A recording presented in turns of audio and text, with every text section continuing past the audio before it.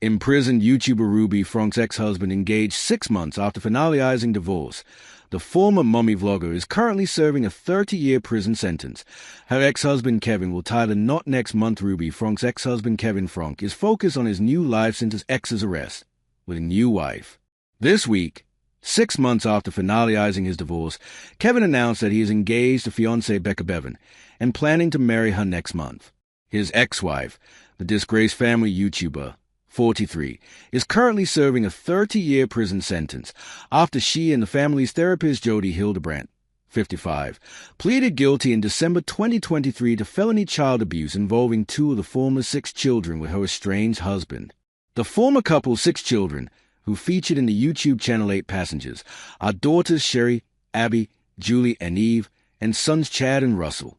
In a post on Facebook, Kevin first shared, "A lot has transpired since I've been on Facebook several months ago," before confirming, "I am thrilled to announce my engagement to a wonderful and amazing woman, Becca Bevan. We are planning a simple wedding November 14th here in Springville, Utah, with family." Kevin then reflected on coming out of the traumatic few years that he has had between his ex-wife's scandal, the abuse of his children, and the divorce. "I just wanted to share my happy news with all of you, my friends. Redemption is a real thing. There were moments during the past 3 years when I didn't think I would ever feel happiness or the warm embrace of a loving partner again," he said. "I'm so grateful for grace, resilience, a loving God who gives me hope, and family and friends that buoyed me when I couldn't stand on my own. Thank you, all. Here's to new beginnings and fresh starts," the post concluded, followed by engagement portraits of the happy couple, with details of their wedding date and where donations can be sent to. Earlier this year, Kevin and his son Chad opened up for the first time since Ruby's sentencing about where they stand with her.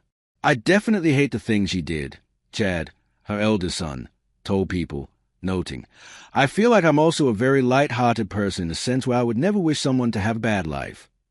What I really hope is that from here she becomes a better person and that she works on that and she truly tries to change," he maintained, before sharing that he has no contact with her and "I don't plan to anytime soon," though added, "But then again, she's still blood.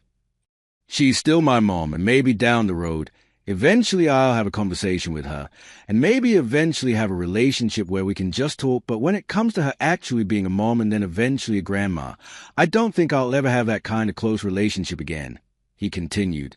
"It's hard, of course," he relented, though added, "but when I go home, I feel like no one is missing. I don't really feel like, I wish Mom was here. I don't really have those feelings really at all. It doesn't feel wrong not having her in my home, and that's okay. So I feel like I'm in a good spot even though she's not here," he confessed, as Kevin revealed. "The last letter that I received from her from prison was maybe in March or April of last year, and then I requested the Department of Corrections to ask her to stop writing me. I didn't want to hear anymore. I didn't like what she was saying, and I'm not going to share that. That's between her and me, but it just didn't feel right. It didn't feel good, and I'm very angry. I'm still very angry, and I need space and I need time."